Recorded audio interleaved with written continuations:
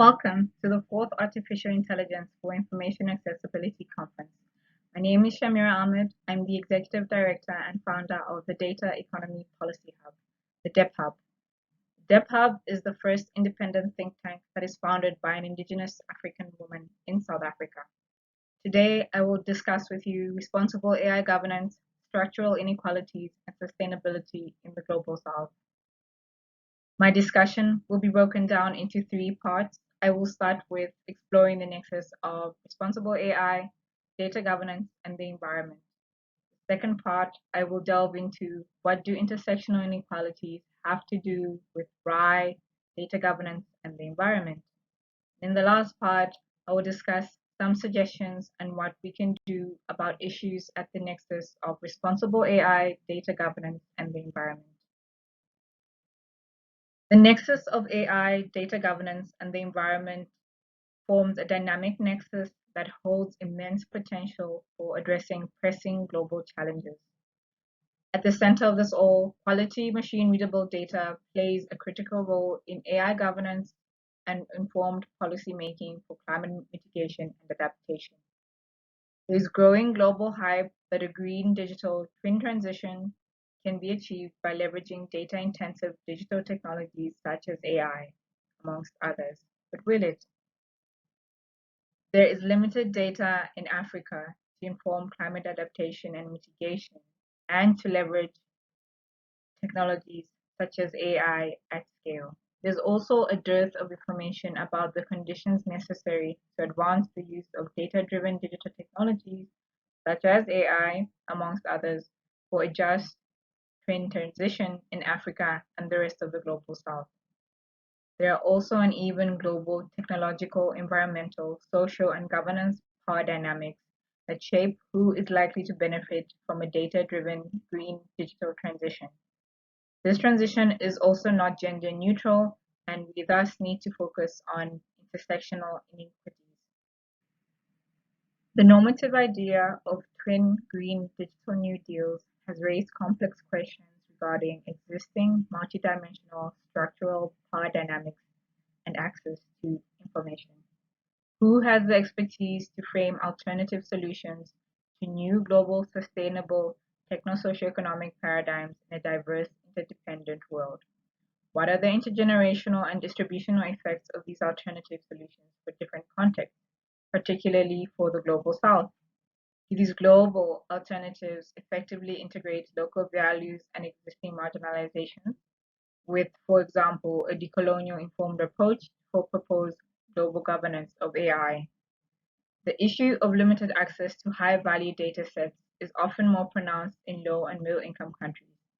This exacerbates global inequalities in AI development and hinders the ability of these countries to harness AI for their unique challenges and opportunities.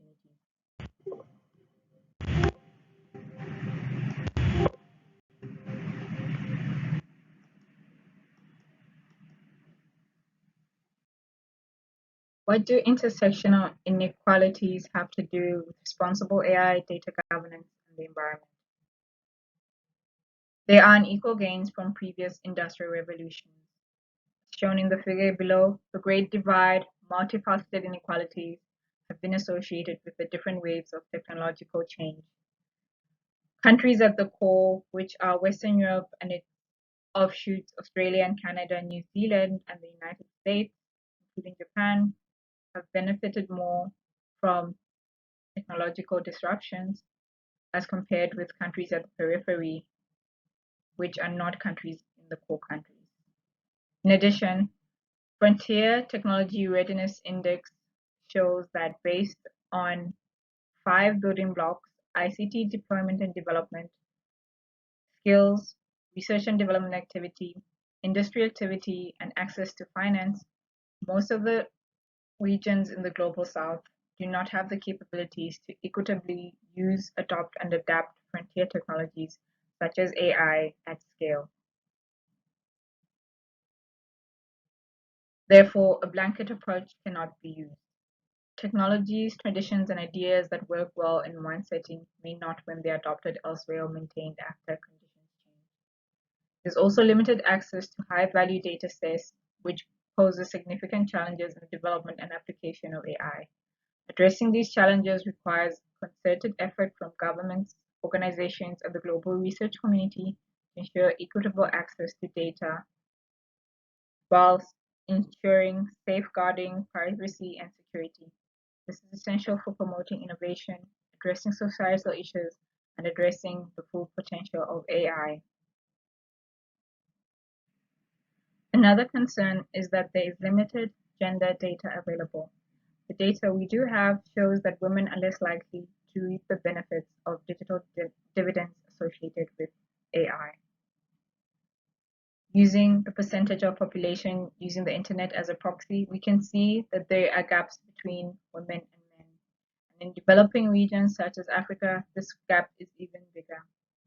There's also limited gender data availability for us to assess the risks and make informed policies to analyze the differences between impacts on men and women. So, what can we do about it? We suggest four recommendations.